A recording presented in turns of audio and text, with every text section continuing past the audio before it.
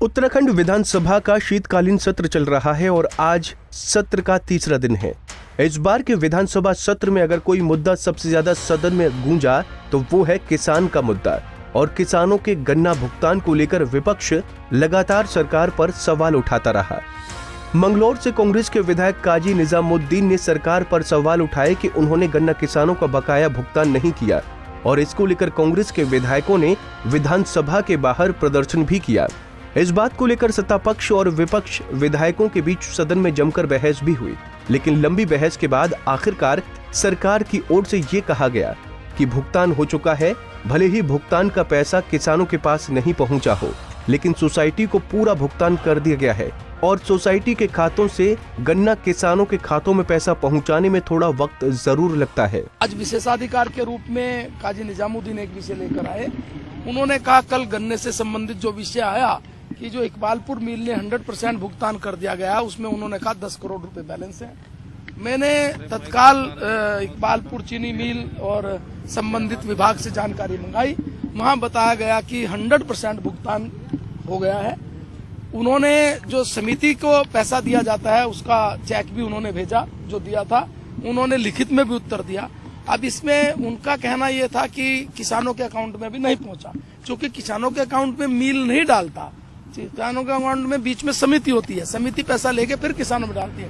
इसलिए अगर वो किसानों को मानते हैं वो अपनी जगह ठीक है, सरकार अपनी जगह ठीक है कि वो 100% हमने कर दिया।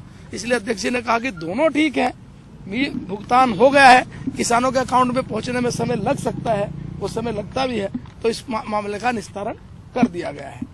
एक मामला कार्य स्थगन 310 के रूप में। वहीं किसानों के बकाया भुगतान को लेकर सरकार पर सवाल उठा रहे काजी निजामुद्दीन का कहना है कि गन्ने के बकाया भुगतान को लेकर वो अपनी जगह सही है, क्योंकि भले ही गन्ना मिलों की ओर से समिति को भुगतान कर दिया गया है, लेकिन किसानों को अभी तक उनका पैसा नहीं मिला है। मतभेद पूरा निपट गया। सरकार में कल कह रही थी, मैंने कहा कि किसानों का भुगतान नहीं हुआ।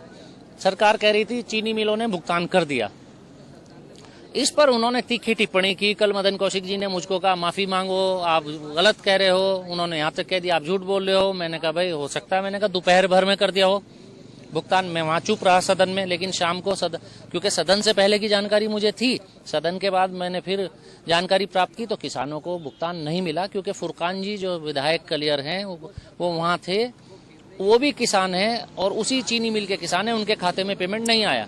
तो आज मैंने जब विशेषाधिकार हनन का नोटिस लगाया, जब मुझे ये कहा गया कि आप गलत बयानी कर रहे हैं, सदन में गलत बोल रहे हैं, मैंने पहली बार विशेषाधिकार लगाया। फिर ये बात क्लियर हुई कि मिल और किसान के बीच में सोसाइटी होती है। मिल ने सोसाइटी को पेमेंट कर दिया, सोसाइटी ने किसानों को नहीं किया। तो अध्यक्ष महोदय ने दोनों के बीच में कहा कि इस मामले को यहाँ खत्म कीजिए, सदन की गरिमा बनी रहे। और मैंने कहा मैं गलत कह रहा हूं तो मैं माफी मांगूंगा, माननीय मंत्री जी अगर गलत कह रहे हो तो माननीय मंत्री जी माफी मांगे। तो सदन में दोनों अपनी जगह ठीक थे। वो भी ठीक थे कि चीनी मिल ने चेक दे दिया, मैं भी ठीक था कि किसानों को भुगतान नहीं मिला।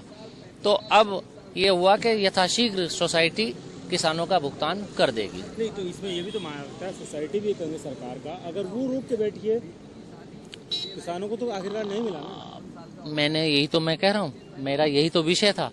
अब प्रक्रिया है, प्रक्रिया के तहत अब स्लो सरकार है, ढीली सरकार है।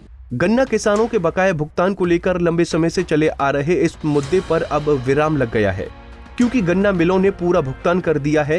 हालांकि गन्ना किसानों को बकाया भुगतान का पैसा अभी गन्ना समितियों के पास है और जल्द ही ये पैसा गन्ना किसानों के खातों में पहुंच जाएगा। पंजाब केसरी टीवी के लिए देहरादून से कुलदीप रावत की रिपोर्ट।